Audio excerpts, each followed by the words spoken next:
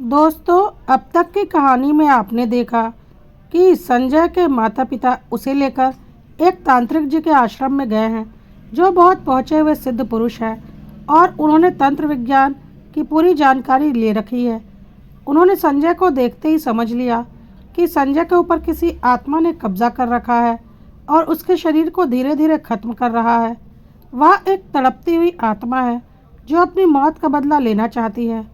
तांत्रिक जी ने उस आत्मा से पता कर लिया था कि वह कौन है और उन्हें पता चल चुका था कि वह यशवंती के देवर संतोष की ही आत्मा है जिसने आत्महत्या की थी और उसकी आत्मा उस घर में भटक रही थी जिसे उन लोगों ने एक तांत्रिक के जरिए एक कमरे में बंद करवा रखा था पिछले 15 सालों से। उस आत्मा को उस घर से निकालने का सिर्फ एक ही रास्ता था कि उस कमरे में कोई कुछ दिनों के लिए रहे और इसलिए संजय को यशवंती ने जानबूझकर उस कमरे में ठहरा दिया था और आत्मा संजय के शरीर में प्रवेश कर चुकी थी।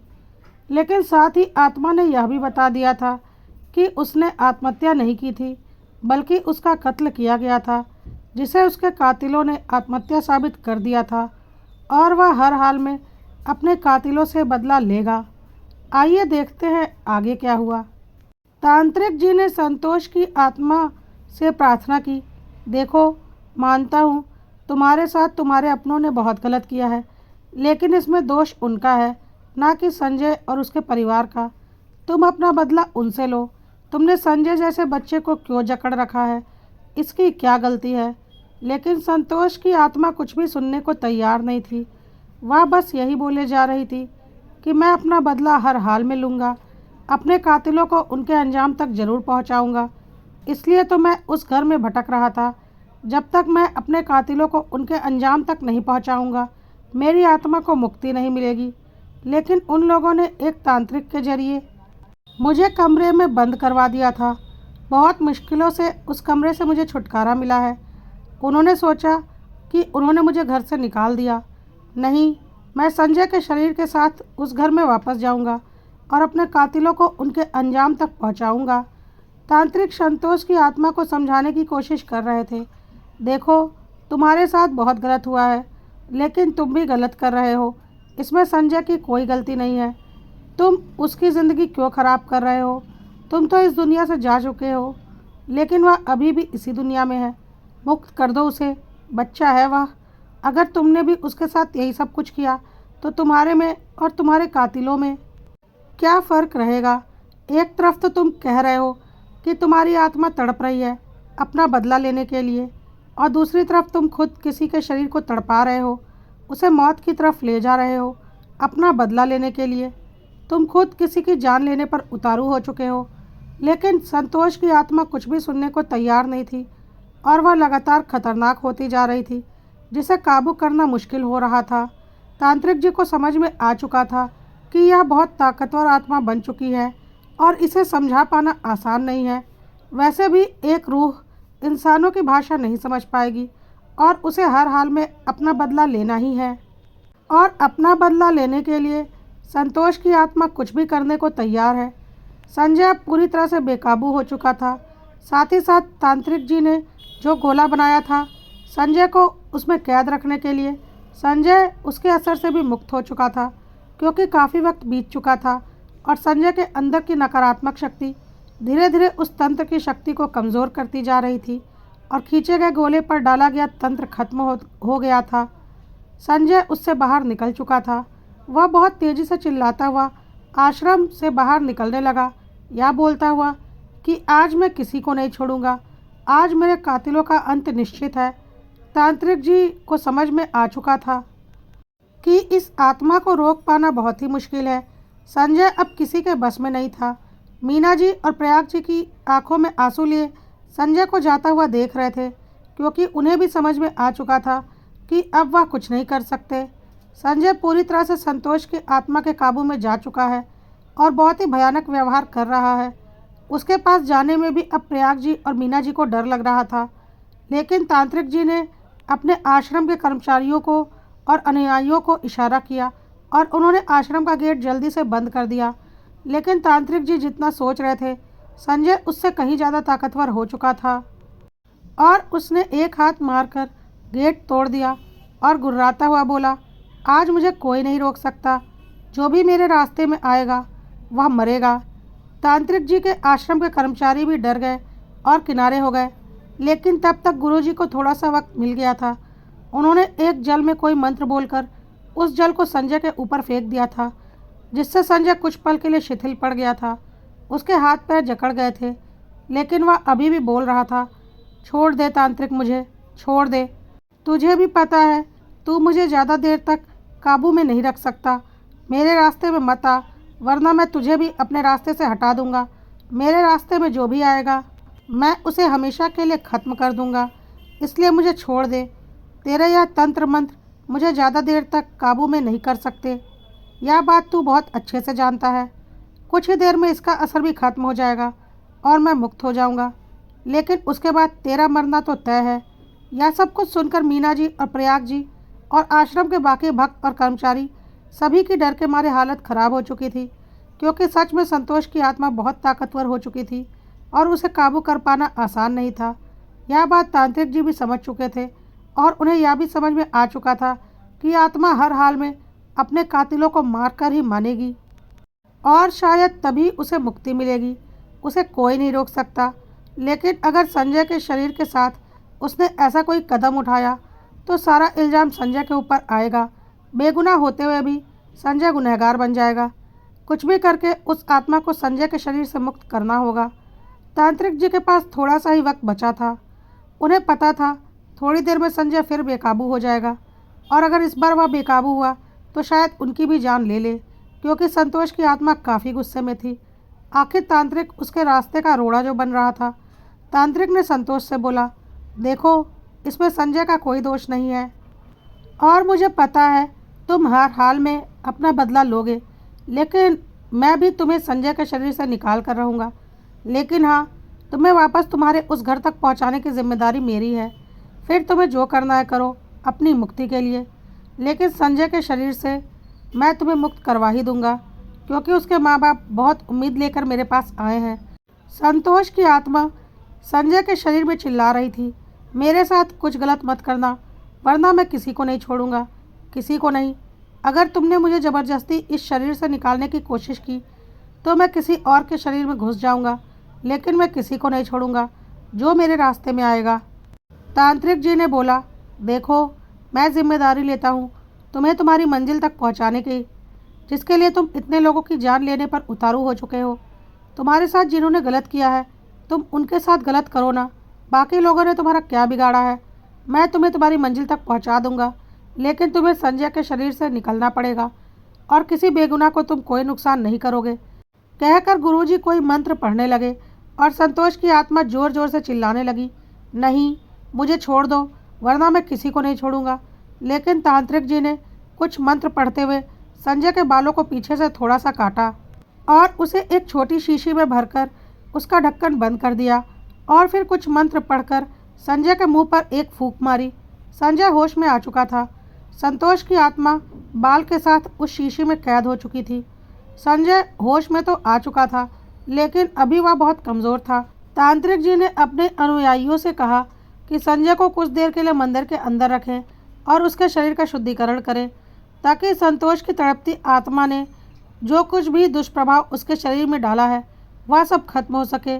फिर वह प्रयाग जी और मीना देवी की तरफ मुड़े और उनसे बोला, बहुत मुश्किल से मैंने संतोष की आत्मा को संजय के बालों के जरिए इस शीशी में कैद किया है, लेकिन यह बहुत ताकतवर आत्मा बन चुकी है और अपने बदले की आग में झुलस रही है। जब तक वह कमरे में बंद थी, काबू में थी, लेकिन इतने सालों तक कमरे में बंद रहने की वजह से और तड़पते रहने की वजह से उसकी आत्मा बहुत शक्तिशाली हो चुकी है और उन लोगों ने उसे अपने घर से निकालने के लालच में उसे उस कमरे से मुक्त कर दिया। अब वह किसी के काबू में नहीं आएगी और वह कुछ भी कर सकती है। अपने कातिलों को तो वह हर हाल में मारेगी। इस शीशी में मैं उसे ज़्यादा देर तक रोक कर नहीं रख पाऊंगा, क्योंकि उसकी ताकत बहुत बढ़ चुकी है। अगर इसे जल्द से जल्द उसके कातिलों के घर तक नहीं पहुंचाया गया तो यह कुछ भी करेगा, बहुत बेगुनाहों को मारेगा। संजय को तो मैंने इससे मुक्त कर दिया है, पर जल्दी ही इसका शिकार कोई और बन जाएगा। तुम लोगों के पास कुछ घंटे का ही समय है। कुछ भी करके इस चीज़ को उस घर में ले जाओ जहाँ से यह निकला है, क्योंकि वहीं पर इसका अंत भी होगा। वहाँ पर इस शीशी को खोल दो, यह अपनी मंजिल तक पहुँच जाएगा। मैंने इससे वादा किया था इसे इसकी मंजिल तक पहुँचाने का। आगे का रास्ता यह खुद तय कर लेगा और शायद वही इसकी मुक्ति का मार्ग है। अब यह तुम लोगों की जिम्मेदारी है। अगर अपने बेटे की हिफाजत चाहती हो और अपने परिवार की हिफाजत चाहती हो तो यह कैसे करना है, तुम लोग सोचो। तांत्रिक जी वह शीशी प्रयाग जी के हाथ में थमा चुके थे। प्रयाग जी और मीना जी को कुछ समझ में नहीं आ रहा था, लेकिन मीना जी ने बोला, यशवंती ने हमारे साथ बुरा किया है, जबकि हमने उसका कुछ नहीं बिगाड़ा था, और जो कुछ भी हुआ उसके घर में हुआ है। जिसने भी किया है उसके घर में किया है, तो यह पाप हम क्यों भोगें। जिसने पाप किया है सज़ा भी उसे ही मिलेगी। हम इसे वापस उस घर में छोड़ कर आएंगे। आप चलिए मेरे साथ। तांत्रिक जी को प्रणाम करके और संजय को तांत्रिक जी के पास ही छोड़कर मीना और प्रयाग जी यशवंती के घर की तरफ चल पड़े। यशवंती के घर पहुंचकर जब उन्होंने दरवाज़ा खटखटाया तो उन्हें देखकर यशवंती की हालत ख़राब हो गई। खैर, यशवंती और प्रमोद उन्हें अंदर लेकर आए। मीना जी और प्रयाग जी बहुत सामान्य तरीके से उनसे बात कर रहे थे ताकि उन्हें कोई शक ना हो, और मीना जी रोते हुए बोल रही थी, पता नहीं मेरे संजय को क्या हो गया है। बिल्कुल पढ़ाई लिखाई में मन नहीं लगाता, पढ़ाई भी छोड़ दी है उसने। बिल्कुल सुस्त रहने लगा है और चिड़चिड़ा होता जा रहा है। हम तो यही पूछने आए थे कि क्या यहाँ पर उसकी किसी से लड़ाई झगड़ा हुआ था, या फिर उसने यहाँ पर किसी बिगड़ैल लड़के से दोस्ती कर ली थी जिसकी वजह से वह बिगड़ गया है। बहुत सामान्य तरीके से मीना जी और प्रयाग जी वहाँ बातें कर रहे थे ताकि यशवंती और प्रमोद को कुछ शक ना हो, और यशवंती और प्रमोद ने भी सोचा कि इन्हें तो अभी तक पता भी नहीं चला है कि संजय के साथ क्या हुआ है, और उन्होंने भी बोल दिया, अरे बच्चे कभी कभी इस उम्र में ऐसी बहकी बहकी बातें करते हैं, गलत काम भी करने लगते हैं, लड़ाई झगड़ा भी करने लगते हैं। खुद ही वक्त के साथ संजय ठीक हो जाएगा, वह तो अच्छा होशियार लड़का है। अच्छे से बातचीत कर रहे थे मीना जी और प्रयाग जी, और यशवंती और प्रमोद को कोई शक नहीं हो रहा था। मीना जी और प्रयाग जी बोल रहे थे, कोई अच्छा डॉक्टर हो तो बताओ, हम एक बार संजय को दिखा लें। यशवंती और प्रमोद एक दूसरे को देखकर मुस्कुरा रहे थे कि उन्होंने अपने घर के आत्मा का साया इतनी आसानी से संजय के साथ उसके घर भेज दिया। उनका घर उस आत्मा से मुक्त हो चुका है, और इन लोगों को अभी तक कुछ पता भी नहीं चला, और ना ही कभी कुछ पता चलेगा। और अगर बाद में कभी पता चल भी गया तो वह उनके ऊपर इल्ज़ाम नहीं लगा पाएंगे, क्योंकि काफ़ी वक्त बीत चुका रहेगा। वह लोग बोल रहे थे, हाँ हाँ, शहर में एक बहुत अच्छे डॉक्टर है, मैं आपको उनका पता दे देता हूँ। आप एक बार उनसे संजय को दिखा लीजिए, उनकी दवाइयों से संजय बिल्कुल ठीक हो जाएगा। और वैसे भी संजय को हमें नहीं लगता कि कुछ हुआ है, सिर्फ उसकी उम्र का असर है। एकदम अच्छा वातावरण बनाकर रखा हुआ था मीना जी और प्रयाग जी ने वहाँ, और इसी बीच मौका पाकर मीना जी ने चुपचाप वह शीशी खोलकर यशवंती के घर के कोने में, जहाँ काफ़ी सामान वगैरह रखा था, वहाँ पर फेंक दिया ताकि यशवंती और प्रमोद की नज़र उस शीशी पर ना पड़े। फिर थोड़ी देर में सामान्य तरीके से ही मीना जी और प्रयाग जी वहाँ से निकल गए। यशवंती और प्रमोद खुश हो रहे थे कि उनके घर का काला साया उनके घर से निकल चुका है, और उनके ऊपर किसी को शक भी नहीं हुआ, क्योंकि प्रयाग जी और मीना जी को देखकर तो वह डर गए थे कि वह दोनों उनसे लड़ने के लिए आए हैं। पर उन्होंने कोई लड़ाई झगड़ा नहीं किया था, क्योंकि अगर वह लड़ाई करते तो इतनी आसानी से उस आत्मा को वापस उस घर में नहीं छोड़ सकते थे। लेकिन अब उनका काम हो चुका था और वह वहाँ से निकल चुके थे। थोड़ी देर में रात हो चुकी थी। प्रयाग जी और मीना जी तो गुरुजी के आश्रम पहुँच चुके थे संजय को लेने के लिए। संजय बिल्कुल सामान्य हो चुका था, और गुरुजी ने बोल दिया था कि अब डरने की कोई बात नहीं है। आत्मा भी अपनी जगह पर पहुंच चुकी थी, और अपना बदला लेकर वह भी मुक्ति पा लेती। उधर यशवंती अपनी रसोई घर में रात का खाना बना रही थी। थोड़ी देर के बाद अपने बच्चों को खाना खिलाकर यशवंती अपना और अपने पति का खाना निकाल रही थी कि तभी संतोष की आत्मा यशवंती के सामने आ चुकी थी, जिसे देखकर यशवंती की बोलती बंद हो गई थी। वह काला साया बोल रहा था, क्यों भाभी, तुमने ही मेरे खाने में जहर मिलाया था ना, क्योंकि उस दिन मेरी तुम सब भाई भाभीयों से लड़ाई हो गई थी, और मैंने गुस्से में बोल दिया था कि हाँ हूँ मैं भोंदू, लेकिन इतना भी बेवकूफ़ नहीं हूँ कि एक रोटी के लिए भूल जाऊँ कि इस ज़मीन जायदाद का बराबर का हिस्सेदार हूँ। अगर मेरे खाने पीने का इंतज़ाम सही से नहीं होगा तो मैं अपने हिस्से की ज़मीन जायदाद अलग करवा लूँगा, और शादी भी कर लूँगा। मेरी ज़मीन जायदाद देखकर कोई ना कोई तो मुझसे शादी करने को तैयार हो ही जाएगी, क्योंकि पागल नहीं हूँ मैं, या तुम लोग भी जानते हो। बस ज़रूरत से ज़्यादा सीधा हूँ और यही मेरी समस्या है। तुम लोगों को अपने हिस्से की ज़मीन जायदाद पर मौज नहीं करने दूंगा, वरना मेरे खाने पीने में कोई कमी नहीं होनी चाहिए। लड़ाई तो तुम सबसे हुई थी, मेरी सारे भाई भाभीियों से, लेकिन तुमने और प्रमोद भाई ने सोच लिया था ना कि कहीं मैं सच में अपनी ज़मीन जायदाद अलग ना करवा लूँ और तुम लोगों का बड़ा नुकसान हो जाएगा। इसलिए बहुत प्यार से उस रात तुमने मुझे खाना खिलाया था ना भाभी, और मैं सोच रहा था कि शायद मेरी धमकी का असर हो गया है और अब मुझे खाने पीने की कोई तकलीफ़ नहीं होगी। लेकिन मुझे क्या पता था भाभी कि तुमने मेरे खाने में चूहे मारने की दवाई मिला दी है। जान ले ली थी ना तुमने मेरी भाभी। और इन सब में प्रमोद भाई भी शामिल था। तुम दोनों को पता था कि खाना खाकर मैं सोया नहीं था, मर चुका था। लेकिन घर में यह बात किसी को नहीं पता थी। और फिर प्रमोद भाई ने रात में ही चुपके से मेरे मृत शरीर को फांसी के फंदे से मेरे कमरे में टांग दिया था, ताकि सुबह सबको लगे कि मैंने दुखी होकर फांसी लगा ली है और कोई किसी के ऊपर दोषारोपण ना करे, क्योंकि लड़ाई तो मेरी सबसे हुई थी। और ऐसा ही हुआ, सबको लगा कि मैंने आत्महत्या कर ली है। किसी को नहीं पता चला कि तुम दोनों मेरे कातिल हो। और फिर जब मेरी आत्मा यहाँ भटकने लगी तो मुझे मेरे ही कमरे में हमेशा के लिए कैद करवा दिया उस तांत्रिक से। 15 साल तक कैद था मैं उस कमरे में। और जब संजय तुम्हारे घर में रहने आया तो उसे मेरा चारा बनाकर मुझे हमेशा के लिए इस घर से निकाल दिया। यशवंती की डर के मारे हालत ख़राब थी। वह कुछ बोल भी नहीं पा रही थी और उसे ऐसा लग रहा था कि हमने तो इसे अपने घर से निकाल दिया था, फिर यह हमारे घर दोबारा कैसे आ गया। संतोष डरावनी आवाज़ में बोल रहा था, यही सोच रही हो ना भाभी कि मैं दोबारा यहाँ कैसे आ गया? वैसे ही जैसे धोखे से तुमने मुझे संजय के शरीर के जरिए इस घर से निकाला था, वैसे ही संजय के माँ बाप ने धोखे से मुझे मेरी जगह पर वापस पहुँचा दिया। और अब जैसे तुम दोनों पति पत्नी ने मिलकर मेरी जान ली थी, तुम दोनों की जान भी अब वैसे ही जाएगी। यशवंती अभी कुछ बोल पाती कि संतोष की आत्मा उसके शरीर में प्रवेश कर चुकी थी और अब वह पूरी तरह से संतोष के कब्ज़े में थी।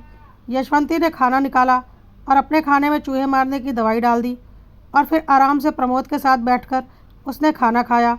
उस कमरे को संतोष की आत्मा से मुक्त करने के बाद यशवंती और प्रमोद बहुत आराम से उस कमरे को इस्तेमाल कर रहे थे और अभी फ़िलहाल उसे ही अपना बेडरूम बना लिया था। यशवंती खाना लेकर वहीं पर गई थी। थोड़ी देर में यशवंती का काम तमाम हो चुका था, क्योंकि उसके खाने में जहर था। प्रमोद उसे देख रहा था और वह समझ गया था कि यशवंती की जान जा चुकी है, लेकिन कैसे यह उसे समझ में नहीं आया था और वह चिल्लाने ही जा रहा था अपने बाकी के भाइयों को बुलाने के लिए। तब तक संतोष की आत्मा उसके सामने आ चुकी थी और उससे बोल रही थी, क्यों भाई, 15 साल पहले मेरी लाश को फांसी से लटकाया था ना, यह साबित करने के लिए कि मेरा कत्ल तुम दोनों पति पत्नी ने मिलकर नहीं किया, बल्कि मैंने आत्महत्या की है। आज तुम भी मेरी तरह आत्महत्या करोगे, तभी मेरी आत्मा को मुक्ति मिलेगी। भाभी को तो उनके अंजाम तक पहुंचा दिया है, अभी तुम्हें तुम्हारे अंजाम तक पहुंचाना बाकी है। प्रमोद हैरान था। वैसे भी संतोष की आत्मा को देखकर उसकी हालत खराब हो चुकी थी और उसे समझ में आते देर नहीं लगा था कि यशवंती की जान संतोष की आत्मा ने ही ली है। प्रमोद संतोष के हाथ जोड़ने लगा और बोलने लगा, संतोष, मुझे माफ़ कर दे, मैं मरना नहीं चाहता, मुझे माफ़ कर दे संतोष। लेकिन संतोष की आत्मा बहुत गुस्से में थी और उसने गरज कर बोला, मरना तो मैं भी नहीं चाहता था, लेकिन तुम लोगों ने मुझे मार दिया ना। प्रमोद ज़ोर ज़ोर से संतोष के आगे गिड़गिड़ा रहा था। सारे बाकी के भाई और उनकी पत्नियां और सबके बच्चे भी प्रमोद के चिल्लाने की आवाज़ सुनकर अपने अपने कमरों से बाहर आ चुके थे और प्रमोद की हालत देखकर हैरान थे कि प्रमोद इतना ज़ोर ज़ोर से क्यों चिल्ला रहा है। तब तक संतोष की आत्मा प्रमोद के शरीर में घुस गई और उसने अपने सारा गुनाह सारे भाइयों के सामने कबूल कर लिया और बोला, मैंने और यशवंती ने ही संतोष को मारा था और उसकी आत्मा इसलिए तड़प रही थी। तुम लोगों को आज तक नहीं पता था। तुम लोगों को लग रहा था कि उसने आत्महत्या की है, लेकिन उसने आत्महत्या नहीं की थी। आज संतोष ने यशवंती से अपना बदला ले लिया, क्योंकि उसने खाने में जहर मिलाकर संतोष को खिलाया था और अब मेरी बारी है। मैंने ही संतोष के मृत शरीर को फांसी के फंदे से लटकाया था ताकि सबको लगे कि उसने आत्महत्या की है। अब मैं भी उसी तरह से फांसी के फंदे पर लटकूंगा। सब कुछ सबकी आंखों के सामने हो रहा था, लेकिन किसी को कुछ समझ में नहीं आ रहा था। प्रमोद के भाई आगे बढ़ रहे थे प्रमोद को होश में लाने के लिए, क्योंकि उन्हें पता भी नहीं था कि प्रमोद के अंदर संतोष की आत्मा घुस चुकी है। कि तब तक प्रमोद ने दरवाज़ा अंदर से बंद कर लिया और छत से फांसी का फंदा लगाकर उसमें लटक गया। किसी को कुछ समझ में नहीं आया। शोरगुल होने से गांव के बहुत से लोग घर में जमा हो चुके थे और यह सब कुछ अपनी आंखों से देखा था। दरवाज़ा तोड़ा गया। में एक तरफ यशवंती की लाश पड़ी हुई थी और दूसरी तरफ प्रमोद का शरीर फांसी के फंदे से लटका हुआ था। सब एक दूसरे से कानाफूसी कर रहे थे। आज से 15 साल पहले इस कमरे में इनके छोटे भाई संतोष ने फांसी लगाकर आत्महत्या की थी। तब से यह कमरा बंद था। पता नहीं इस कमरे को उन्होंने कब से दोबारा इस्तेमाल करना शुरू कर दिया। अब देखो, इसी कमरे में यशवंती ने जहर खा लिया और प्रमोद ने फांसी लगा ली। गांव में किसी को कुछ समझ में नहीं आ रहा था कि यह सब कुछ क्या हुआ है, लेकिन घर में सबको समझ में आ चुका था और सब बहुत डरे हुए थे। यशवंती और प्रमोद को मारने के साथ ही संतोष की आत्मा को शांति मिल गई थी, क्योंकि उसने अपने गुनहगारों को सज़ा दे दी थी, इसलिए वह भी मुक्त होकर अपनी दुनिया में जा चुकी थी। अगले दिन मीना जी और प्रयाग जी को पता चला यशवंती और प्रमोद जी दोनों की मृत्यु एक दिन ही हो गई और दोनों ने आत्महत्या की। तो उन्हें समझते देर नहीं लगी कि संतोष का कत्ल उन दोनों ने ही किया था और संतोष ने ही उन्हें उनके किए गए कर्मों की सज़ा दी है और इसके लिए कोई भी दोषी नहीं है, वह खुद दोषी थे। खैर, संजय सामान्य हो चुका था और दोबारा से कॉलेज में एडमिशन लेने की सोच रहा था, क्योंकि अब वह सिर्फ और सिर्फ अपनी पढ़ाई पर ध्यान देना चाहता था। मीना जी और प्रयाग जी ने ठान लिया था कि अब वह अपने किसी बच्चे को किसी रिश्तेदार के पास रुकने के लिए नहीं भेजेंगे, क्योंकि किसी पर भी भरोसा नहीं किया जा सकता। साथ ही साथ संजय की मौसी निर्मला के पास जाकर उसे सारी बात भी बताने वाले थे और उसका शुक्रिया अदा करने वाले थे कि उसकी वजह से उनका बेटा ठीक हो पाया और गुनहगारों को उनके किए की सज़ा मिल चुकी है। दोस्तों, क्या सच में ऐसा हो सकता है कि किसी मृत व्यक्ति की आत्मा अपना बदला लेने के लिए सालों तड़पती रहे और आखिर में अपने गुनहगारों से अपना बदला ले ही ले? क्या आपने ऐसा कुछ कभी सुना है? अगर हाँ, तो कमेंट में ज़रूर लिखिएगा और अगर कहानी पसंद आई हो तो कड़वा सत्य को लाइक, फॉलो और सब्सक्राइब करना मत भूलिएगा।